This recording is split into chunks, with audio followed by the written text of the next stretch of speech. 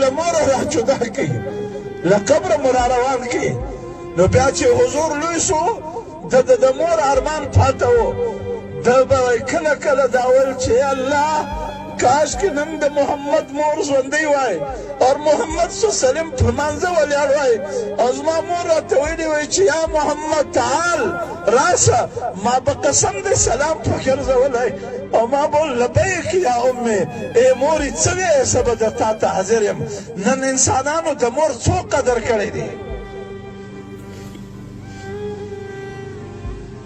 په معاشره کې ښځه ګرانه سوه.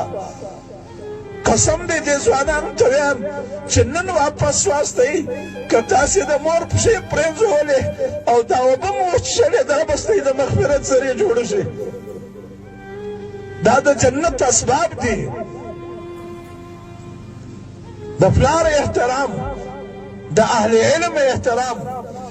حضور حضرت عباس د حضور اکا دی، د یو کعب د حضرت کعب د یو لوی عالم پر کور ته راغی، یو مسله یې ځین پوښتله.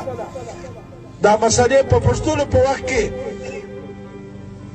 د مسلې د پوښتلو په وخت کې هغه حضرت کعب چې دی یعنې هغه عالم هغه ورته و، دی پر دروازه ورته ودرېدی، انتظار یې وکړئ چې هغه راکښېنستی چې داسې وکتل چې د حضور اکا حضرت عباس ته ویل استغفر الله، ته خو آل رسول یې قریش یې، تا به حال را کړی وای زه به درغلی وایم. ویل نه، ما له حضور علیه السلام اورېدلی دي چې د عالم مثال په امت کې د نبي دی او د نبي متعلق دا حکم په مخکې به اعراب راتل و حضور علیه السلام ته بیا آواز کاوه یا محمد اخرج علینا، ای محمد د بندې راسه موږ خبره در سره کوو.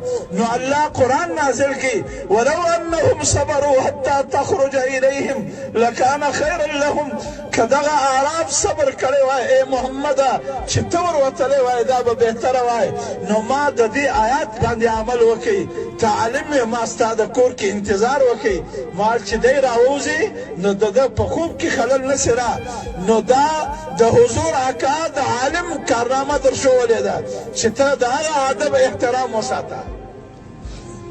او د سپین ږیري د ادب متعلق هم یو واقعه درته بیانوم.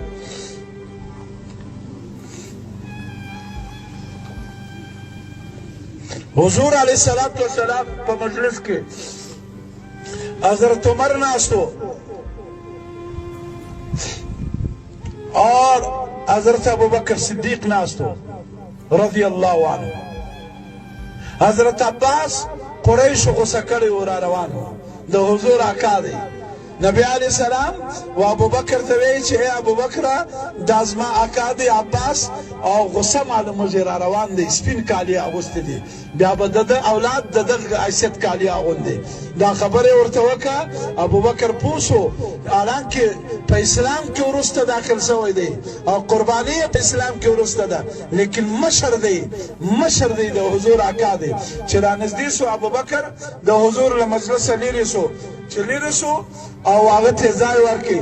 حضور علیه السلام اهل الفضل یعرف اهل الفضل، ای ابوبکر الله د لتا راضي سي تا زما د اکا احترام وکړي. اهل الفضل یعرف اهل الفضل، د فضیلت